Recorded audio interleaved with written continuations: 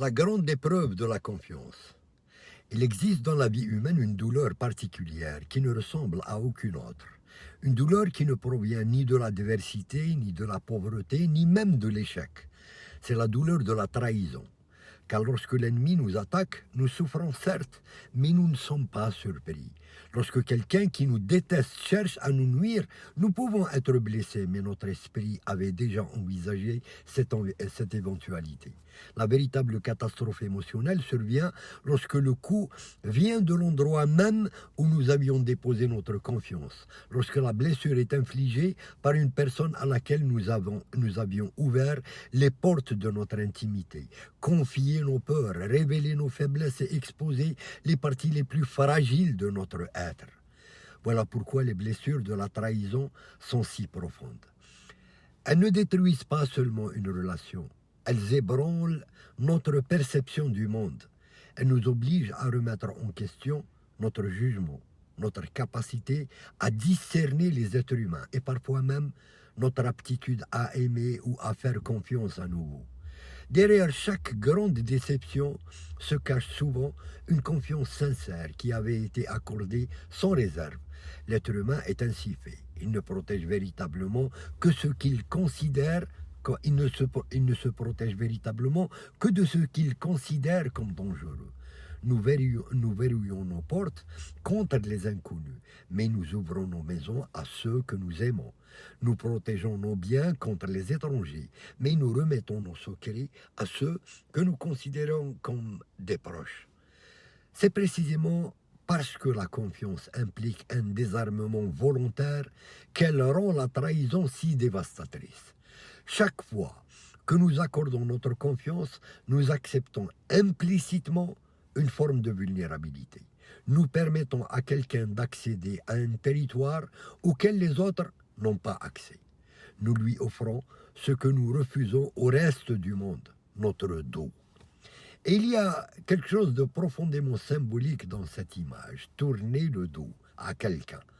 Tourner le dos à quelqu'un signifie que nous ne ressentons plus le besoin de surveiller ses gestes. Cela signifie que nous croyons être en sécurité. Cela signifie que nous avons cessé de nous défendre. Or, toute l'histoire humaine nous enseigne que les blessures les plus douloureuses naissent précisément de ces espaces de sécurité. Pourtant, il serait dangereux de tirer de cette réalité une conclusion excessive et de décider qu'il ne faut plus jamais faire confiance à personne. Car certaines personnes, après avoir été trahies, construisent autour d'elles une forteresse émotionnelle dont elles deviennent elles-mêmes les prisonnières. Elles pensent se protéger du mal, mais elles se privent également du bien. Elles ferment la porte aux déceptions, mais elles ferment aussi la porte à l'amitié sincère, à l'amour véritable et à toutes ces relations qui donnent à l'existence sa profondeur et sa beauté. Le défi n'est donc pas de supprimer la confiance, il est d'apprendre à la placer avec sagesse. La maturité ne consiste pas à devenir méfiant envers tout le monde, elle consiste à comprendre que la confiance n'est pas un cadeau que l'on distribue aveuglément, mais un trésor qui se construit progressivement. Les êtres humains révèlent leur véritable nature avec le temps. Les paroles impressionnent rapidement, mais les comportements racontent toujours la vérité. Beaucoup savent parler de loyauté. Peu savent la pratiquer lorsque les intérêts personnels entrent en conflit avec les engagements moraux. Beaucoup savent promettre leur présence dans les jours heureux. Moins nombreux sont ceux qui restent lorsque surviennent les périodes difficiles. C'est pourquoi la sagesse consiste moins à écouter ce que les gens disent qu'à observer ce qu'ils font lorsque personne ne les regarde, lorsqu'ils n'ont rien à gagner et lorsque la fidélité leur coûte quelque chose. Les relations humaines sont semblables aux arbres. Certaines poussent rapidement, impressionnent par leurs apparences et semblent solides dès les premiers mois. Pourtant, la première tempête suffit à les déraciner. D'autres grandissent lentement, discrètement, presque invisiblement. Leurs racines s'enfoncent profondément dans le sol avant que leur grandeur n'apparaisse à la surface. Ce sont souvent celles-là qui survivent aux vents les plus violents. Il en va de même pour les amitiés, les partenariats et les liens de confiance. Les relations les plus solides ne sont pas toujours les plus spectaculaires. Elles sont souvent construites par une accumulation de petites preuves silencieuses. Une parole tenue, un secret préservé, une présence constante, une loyauté discrète, une aide apportée sans calcul. Mais même lorsque nous faisons preuve de prudence, même lorsque nous choisissons nos compagnons avec discernement, la possibilité de la déception demeure. C'est une réalité inhérente à la condition humaine. Aucun être humain n'est parfait. Aucun cœur n'est totalement à l'abri de la faiblesse. Aucun jugement n'est infaillible. C'est pourquoi la véritable sagesse consiste également à accepter que la confiance comporte toujours une part de risque. Celui qui refuse tout risque ne connaîtra peut-être jamais la trahison, mais il ne connaîtra jamais non plus la profondeur des liens authentiques.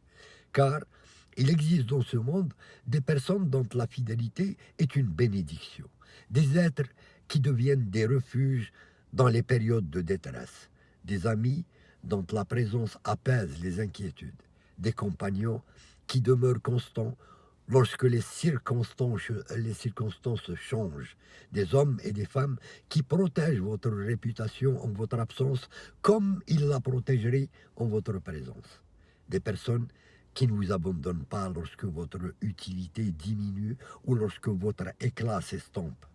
Ces êtres existent. Ils sont peut-être rares, mais ils existent.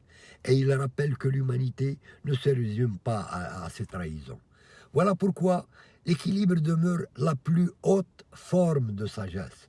Ne soyez ni naïf au point de remettre votre cœur entre les mains de n'importe qui, ni méfiant au point de condamner toute relation avant même qu'elle ne commence. Apprenez à observer, à discerner et à donner votre confiance progressivement. Gardez votre lucidité sans perdre votre bienveillance. Protégez-vous sans vous enfermer. Soyez prudent sans devenir cynique, car la grandeur d'un être humain ne réside pas dans sa capacité à vivre seul contre tous, mais dans son aptitude à reconnaître ceux qui méritent réellement une place dans son existence. Au fond, la vie n'est pas l'art de ne jamais être blessé. La vie est l'art de construire des relations suffisamment vraies pour que, malgré les risques, elles demeurent plus précieuses que les blessures que nous pourrions subir. Et lorsque nous trouvons ces compagnons rares, dont la loyauté résiste aux épreuves, nous découvrons alors que la confiance n'est pas une faiblesse, mais l'une des plus belles forces qu'un être humain puisse posséder.